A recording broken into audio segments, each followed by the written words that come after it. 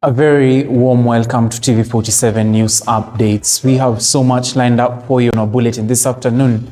Remember, you can always interact with us on our social media handles indicated at the bottom of your screen. Now, with that said, my name is Dennis Otieno. I trust you're doing well. Welcome to the broadcast. Now, on to our top story this afternoon. President William Ruto has slammed preacher Paul Mackenzie Nthenge, calling him a criminal who should be jailed with immediate effect following his cult belief where a total of 56 bodies have been exhumed. The president was speaking in Kiambu County, where he witnessed the pass-out of Mahafla wa Magereza.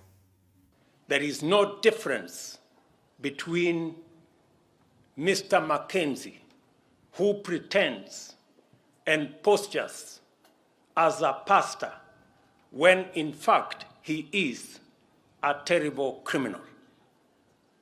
Terrorists use religion to advance their heinous acts. People like Mr. Mackenzie are using religion to do exactly the same thing.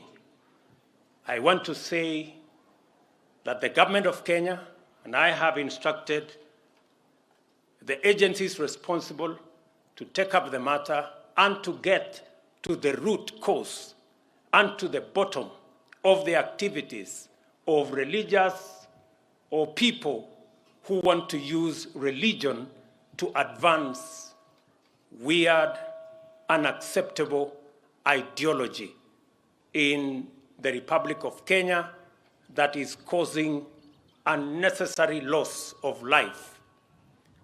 Let me also say that any religious group that preaches against the tenets of the Constitution, any religious institution that teaches against seeking medical attention or going to school, those responsible should be prosecuted. Those institutions and those religious institutions should be closed down because they are working against the collective interest of the people of Kenya. Let me say, for the avoidance of doubt, that people like Mackenzie and all other terrorists and criminals do not belong to any religion.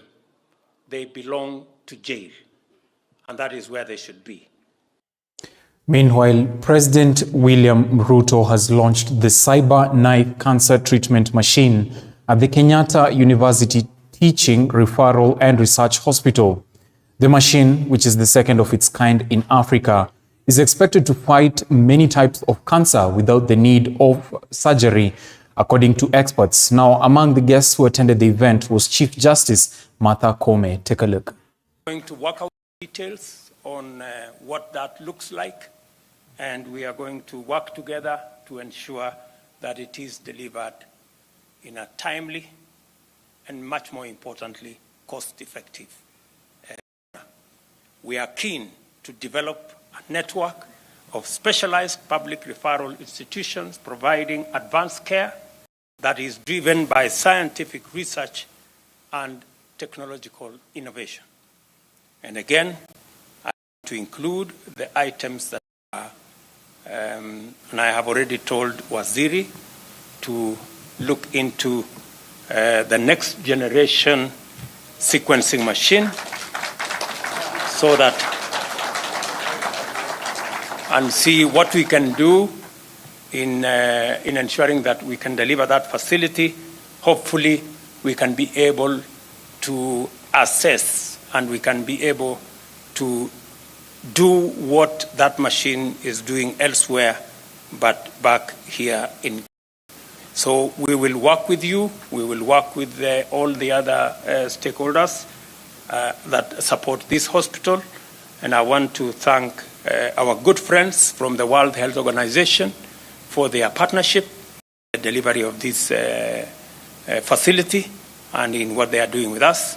Again, to commend you for the MOU that was signed this morning between WHO and our Ministry of our Ministry of Health, so that Kenya can be positioned, or we can position ourselves as a country, as a hub I have already instructed Moses Kuria to provide the 50 acres for you in Mombasa, and he is already working on the details, and I have his commitment that that will be ready in a month's time, and therefore the ball will squarely be in your court thereafter. To strengthen our partnerships with key global institutions for the benefit of the people of Kenya, I am delighted by the decision to make available 30 acres, as has been mentioned, of unutilized land to the World Health Organization for the development of a regional health emergency hub and training center for Africa. I note that this provision leaves adequate land available for the future expansion of the university and this hospital. The MOU signed today provides a framework under which Kenya and WHO will collaborate in health, training, and rescue efforts during disaster and other emergencies. Now, Prime Cabinet Secretary Musalia Mudavadi has commended the work of the disciplined men and women in various services in the country for their tireless dedication and commitment in serving the nation and its citizens in various capacities. Mudavadi says the strides being made by Kenyans in the discipline service are worth tremendous recognition, since many have sacrificed and worked hard towards cultivating a public service that is fit for service delivery. Mudavadi was speaking at the Kenya Prison Staff Training College in Ruiru, Kiambu County, where he accompanied President William Ruto, who presided over the graduation of 222 prison cadet officers who have completed their 13-month training course in their field of service. It is always a sense or a moment of joy and pride to Kenyans and to our nation when we see disciplined men and women marching by and taking the oath, committing to serve this country and yourself as they have done today. Our disciplined forces, our men and women in uniform, have been a beacon of hope that this country is stable, shall remain stable, and is a country that shall observe the rule of law. This has also gone beyond our borders, because a lot of these men and women are always called upon to serve beyond our borders in peacekeeping efforts, in training of other nations' people, and that is a clear recognition that Kenya has made tremendous strides in ensuring that we cultivate the right kind of public service, a public service that is fit for purpose, that is able to ensure that there is stability, and that is what a robust economy requires. Let me also congratulate all the men and women who have today been honored after successfully completing their package of training. We say congratulations to you as cadets today. Now, as primary and secondary schools begin a 2-week break before the start of the second term, school principals from Western Kenya have been urged to use this break to improve the basic sanitation infrastructure of the schools and to educate those who are contracted to supply water and food to schools to avoid disease outbreaks.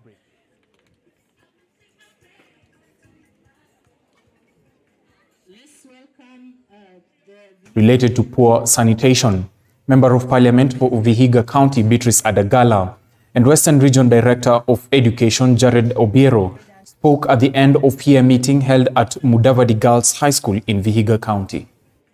Let's welcome and ask the heads of schools to ensure that the Sanitation of their schools is up to standard. They should ensure that maybe the food that is supplied to schools is free of toxic things that can bring problems to students. So as a leader, I'm trying to talk to the heads of schools to ensure hygiene is kept in schools, the matrons and all the stakeholders, even including the parents, that they ensure that when children come to school or when the children are in school, they are sustained very well so that we don't have these small outbreaks of cholera, typhoid and so forth. To urge the boards to ensure that our schools are fumigated, especially because of the breeding of mosquitoes. We need to provide clean, safe water. And we have also talked with the water department in Western region, and we have agreed that all persons handling water in our schools will be taken through training. I was telling one of my institutions that is one thing to assign somebody to clean the water and chlorinate the water, because most of our schools are having localized water. They are not connected to Kewasco or Lake Victoria North water lines. We want our schools to be the safest place that a child can be. If a parent takes a child to school, it is a very sad thing to call a parent and tell the parent that, you know, your child that came to school well, he's sick and he's dead. It's very, very painful. Now, as Kenya prepares to join other nations in commemorating the World Malaria Day, which takes place every year on April 25th, stakeholders held celebrations in Nyamira County. Let's have a look at the event that was held a little bit earlier. We are bordering Homa Bay County. Most of the places that are affected, especially North Mugirango, Manga, and Nyamira South, we are bordering Homa Bay entirely. And Homa Bay is enjoying the IRS project or program where we are moving house to house and giving, spraying. And we are praying that Nyamira County is also considered, so that we don't only consider our neighbors. Remember, we have this lower terrain where we have our colleagues or our members who are staying across this side. So that's a request we are making my brother, Dr. Elvis, so that as you go back, please consider Nyamira County as one of those that should get that support. But otherwise, I want to welcome you and tell you to all be available tomorrow as we'll be celebrating this day, which we are targeting to have zero malaria. And Dr. we'll have Nakumicha around, the CS Health, and I'm so happy that she agreed to be part of us in this. The CS Health will be with us, and the CS Education, Honorable Machogu will also be with us, together with the rest of the big teams. The team members will be joining us. I want to thank you so much. And I know His Excellency Amos Nyaribo is waiting for this day so that he celebrates it with the rest of the national members who will be joining us. I don't know, my brother Elvis, what you'll have also to say concerning this day. Thank you, Dr. Mbati. Now, the governor of Machakos County, Wavinya Ndeti, has blamed the Machakos County Education Committee for delaying the exercise to approve the provision of education funding money in the county. Wavinya has explained that the delay has affected education for students who depend on fees funding from Machakos County government, where now in the new funding, Han government has planned to provide 100% fee funding for the students affected. Maneno ya basari Kavyo amewaambia. Education committee yao is the one that had problems. Mimi sijui kwa nini committee inaweza kukalia basari, majina ya basari for 3 months. 3 months. Na watoto wako nyumbani. Si mtu akipatiwa kazi yake afanye. Mimi nilitoa pesa more than 3-4 months ago ya basari. Wamemaliza basari saa hii nitashikanisha ikuwe 80 million. Ndio tuweze kupatia watoto wetu. Nimesema hakuna mahali pesa ya Machakos zitaenda. Na pesa ya Machakos, father, nimesema nitaweka pilipili. Mimi nikipatia mtu project, akikataa kuifanya vizuri, me am answerable to my God, not human beings. Nikikupatia kazi, fanya kazi yako vizuri. If you don't do it well, I will blacklist you and I will never give you work. Maneno ya Portland, nimeanza kukutana na wakubwa. I want to assure you, land is devolved.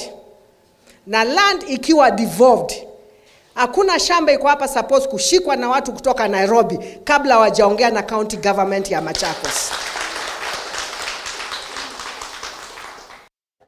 Elsewhere, the counties of Kirinyaga, Embu, Tharaka Nithi and Meru are planning to form an economic union that will promote growth and development in the entire eastern Mount Kenya region.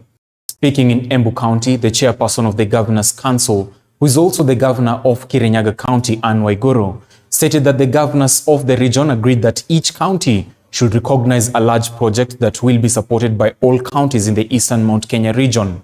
Governor of Meru, Kawira Mwangaza, emphasized that unity and advice from the three governors would help resolve the impasse that has affected Meru County. That I will hold these ladies together and I will protect them where they need to be protected, or they protect where they need to be protected. So that we can grow the economy of Kirinyaga, Embu, Tharaka Nithi and Meru through what we call aggregation centers, special economic zone. Tunaongea Embu yaoneka factory ya makadamia. Meru, Tharaka Nithi na Kirinyaga are no basis in doing that factory. Tutaleta makadamia yetu wapi? And the reason I invited only these three is because I felt that they know me better. I felt that they understand Embu County, and I know they have the best interest of Embu County at heart. I must also congratulate you for what has been performed by all the leaders that have spoken here. And I know that you've consistently invited them for meetings. Meanwhile, the government of West Pokot County has announced the allocation of funds to improve health facilities located in rural areas facing challenges such as lack of access to water and electricity. According to the County Public Service Minister, Martin Lote, some of these health centers will be further improved in the near future to facilitate better healthcare services. Lote spoke at the Kapro dispensary in Tapacha Ward, South Pokot. Kati ya mikakati ambazo sisi tuko tunaangalia ni pengine tutafute mto ambayo iko karibu hapa, kwa sababu hii area ni area ambayo iko na mwinuko. Tunaweza tukaleta maji through what is called a gravitational force mpaka sehemu hii. Pia kuna maji ambayo yamekwama kwa tangi karibu kilomita 3 kutoka hapa na pipe siko chini. Ni ile hali tu sasa ya kuweza kuweka maneno ya budget ndio maji ifike hapa. Lakini sio na waziri wanajua hiyo shida yenyewe iko hapa, na tuna matumaini kwamba siku za usoni ambazo nafikiria haitachukua muda mwingi sana tutakuwa na maji katika. Wale wagonjwa huwa tunahudumia kwa siku ni kati ya 30 hadi 40 kwa siku kwa jumla. Hapa ni kwa hii harakati ya serikali these are level 2. So kuna zile manageable huwa tuna manage hapa, zile ngumu kidogo kuna system ya referral kwa wanaenda tuna refer kwa ile GC area and Kapenguria County Referral Hospital. Environmental conservationists and other stakeholders have been urged to involve educational institutions in tree planting exercises to nurture and the young generation's understanding of the need for environmental conservation. Speaking during a tree planting exercise at Midida Secondary School in Migori County Commissioner David Gitonga emphasized the importance of cultivating a culture of environmental conservation and management from a young age. More than 5,000 trees of various species were planted by students, the community and tree conservationists on a 5.2-hectare piece of land owned by Midida Primary and Secondary School in an effort to promote tree planting and forestry in the area.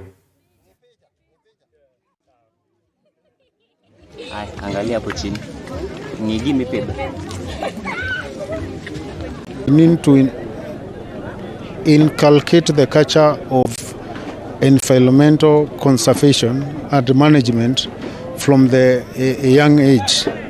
If these children grow up knowing that trees are important and the importance of preserving the trees. So we are going to use our Young Farmers Club to take care of the trees, to weed them, water them during the dry spell, so that they grow into timber in future. As we speak, the 2023-2024 budget has factored in the climate change funds. The World Bank, through the FLOCA funds, we have funds in the budget. So we are going to go down and do what is expected of us. And we expect everybody else to contribute, because, as I said before, every individual person is supposed to plant and grow 30 trees annually. We collaborated with Medida Primary and Medida Mixed Secondary School, and also the